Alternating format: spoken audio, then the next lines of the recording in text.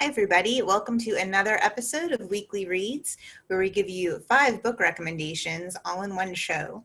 My name's Devon. I'm a librarian at the Worcester Public Library, just like my co-host Joy. Joy, isn't this weather fantastic? It's so nice. It's just about perfect. Yeah, I'll take this any day. Me too.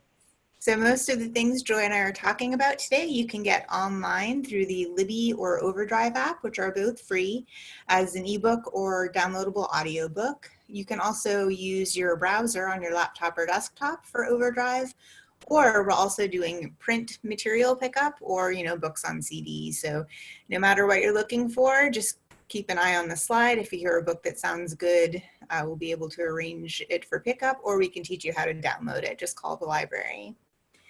So now I'm going to share my screen so you'll see what books Joy and I have picked out for this week. All right, so as usual, I will stick with the fiction, Joy will do the nonfiction, and we have our coming soon title. So my first book choice for this week is fairly new. It just came out last month in July. So right now we only have a print record in the catalog for you to place a hold on, but because it does sound like it's going to be a big deal, I'm sure we'll be getting it online as well. So if the name Alice Feeney sounds familiar, she's written popular titles like Sometimes I Lie and I Know Who You Are, but fans of her fans of her work are saying that this is her best novel. It's being called a twisty, smart, psychological thriller and a gripping tale of suspense. So in the book, when a woman is murdered in the British village of Blackdown, alcoholic BBC newsreader Anna is reluctant to cover the case. Anna's ex, Detective Chief Inspector Jack Harper, is suspicious of her involvement until he becomes a suspect in his own murder investigation. Bodies begin to pile up, and it becomes apparent that a serial killer is on the loose, where all the victims are found with a friendship bracelet tied around their tongue. This is a book that explores the themes of family secrets, toxic teenage relationships, and the ways loyalty and love can be used to justify horrific acts. This book got a ton of great reviews, but the one I want to share is from People magazine. They said, the joy and stress of this thriller is separating fact from fiction, but the creepy feeling at the back of your neck, that's 100% real. So I do want to do a brief plug here for audiobooks. I know a lot of folks don't like audiobooks. They're more of an ebook or a print book person. But if you commute, if you don't like doing your chores and want to be distracted from them, audiobooks are a great way to pass the time. And the coworker who recommended this to me, she listened to it on audio, and she said it was amazing because there were 3 narrators for the audiobook: a man, a woman, and the killer. And the killer's voice was distorted in the audiobook, so you couldn't tell if it was a man or a woman, or, it was altered so you wouldn't be able to identify them, just like if you were watching a true crime show. So I thought that was really interesting and innovative. Maybe if you've hesitated on audiobooks and you're kind of thinking about it, this might be a good one to try. And here's one from Joy. Well, my first choice for this week is Uncanny Valley by Anna Weiner, which got a slew of good reviews and has garnered a lot of discussion. When Anna Weiner reluctantly left the last of a series of low-paying jobs in the gloom-laden publishing industry in 2013 for a small ebook publishing venture in Manhattan, she did not know what to expect. Although she hoped that she would be able to use her love for and knowledge of literature to make a meaningful contribution, one that would be valued by her employers, she didn't. After a few months of running errands for the boys in the office, she was fired. She did not, however, pack up her good intentions and go home. Instead, she moved to the heartland of technological innovation, Silicon Valley, where after a series of wacky interviews, she was, to her total surprise, hired to provide technical support for another startup. This one marketed sophisticated data analytics software to companies interested in tracking the habits, shopping patterns, personal beliefs, and lifestyle choices of their customers. Weiner knew better. As a shrewd observer of human behavior, she knew that selling a product designed to peer into the lives of millions of unsuspecting consumers, protected by the very slimmest of security settings, was, well, creepy, not to mention dangerous. Just as she knew when working for an open source software developer a few years later, that providing an unmonitored forum for hate speech and neo-Nazi ideology was not good. Just as she knew that tolerating, however unwillingly, the casual sexism endemic to a very bro-centric workplace was not good. So why did she stay? Well, it may have been the relief of having enough money for once, or the California sun, or Weiner's natural tendency to want to do a good job no matter where she did it or for whom. But there was more. Silicon Valley tech culture, despite all of its contradictions, simply sucked her in. There was that perpetual casual Friday vibe, flex time, lavishly appointed workspaces, unlimited vacation, and fierce competition. Hordes of free bling, long hours, and hard partying.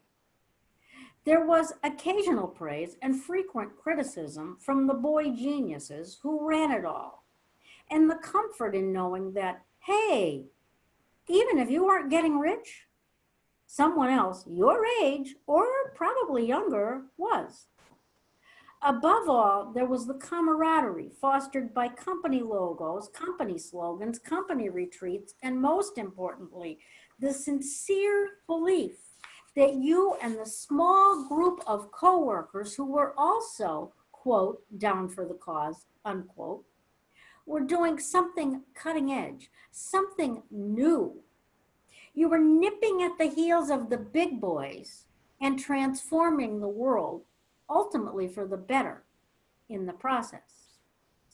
Even after she left Silicon Valley to return to her first passion, writing, and even after the companies she had worked for had grown and gradually adopted a more traditional business model, Weiner remembered it all with ambivalence and a certain wistful envy of those who stayed. Wow, it sounds like she had a lot of interesting jobs. Yeah, what an experience. Sounds it. Okay, and now for something completely different.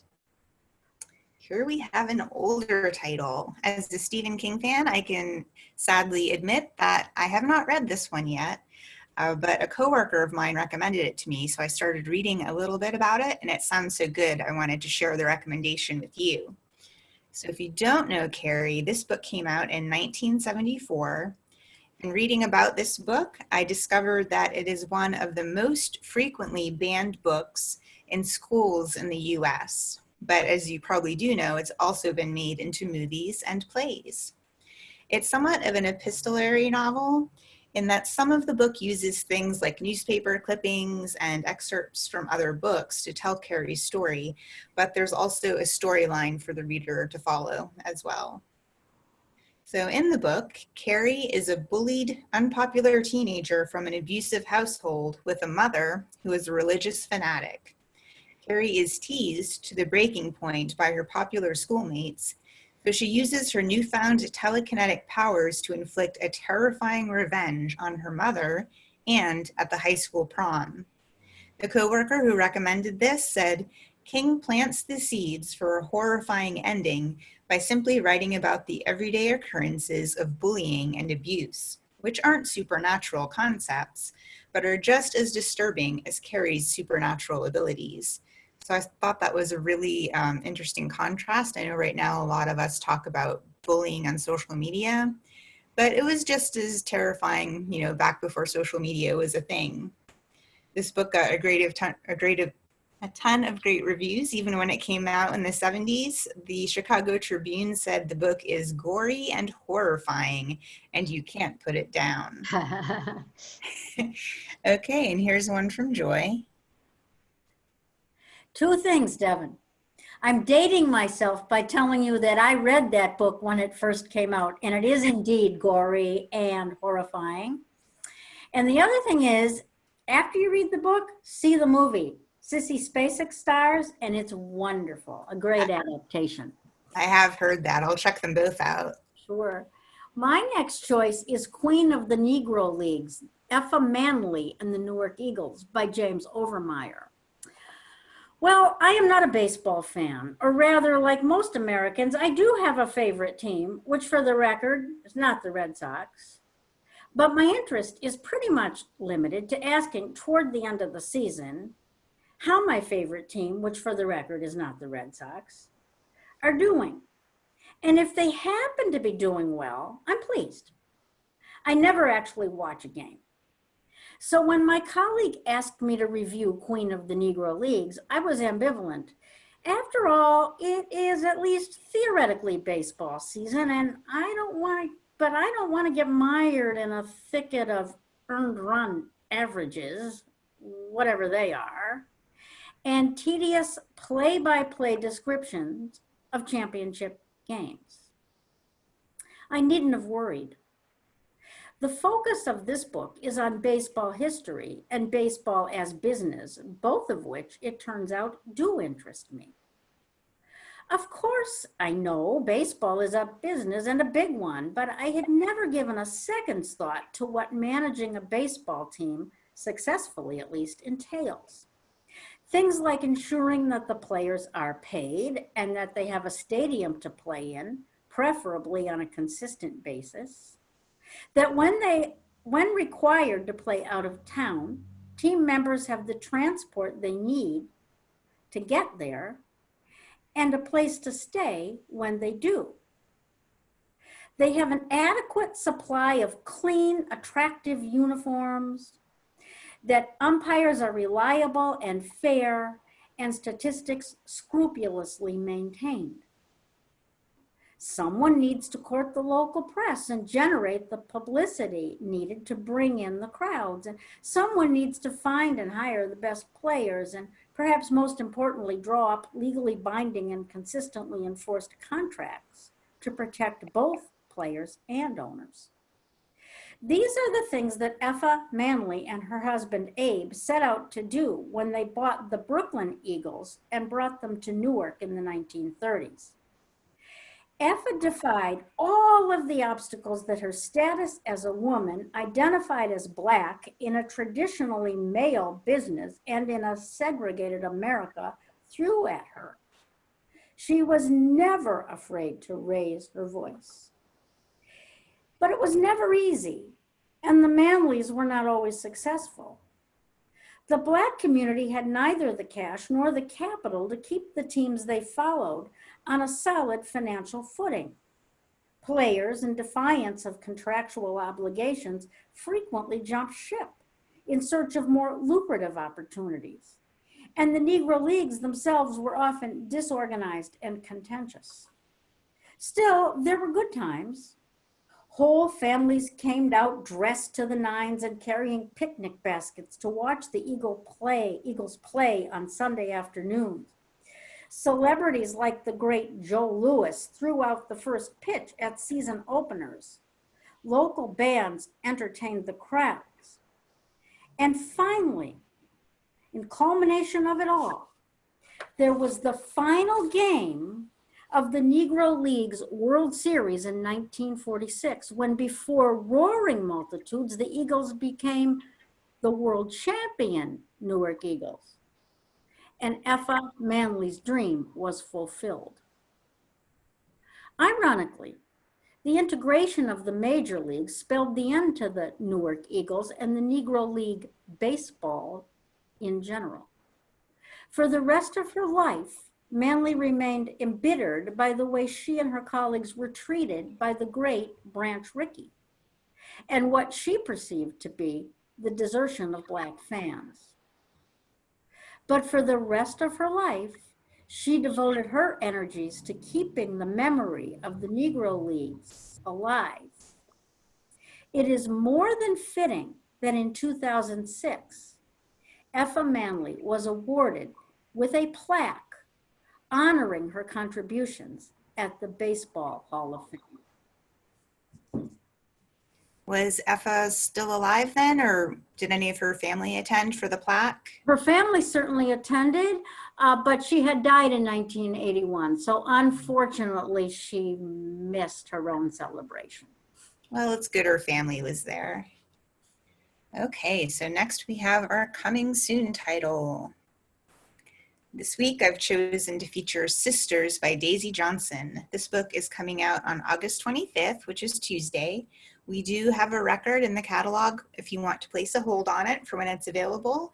There is nothing in Overdrive and Libby yet, but I expect there will be soon because there's a lot of buzz about this book.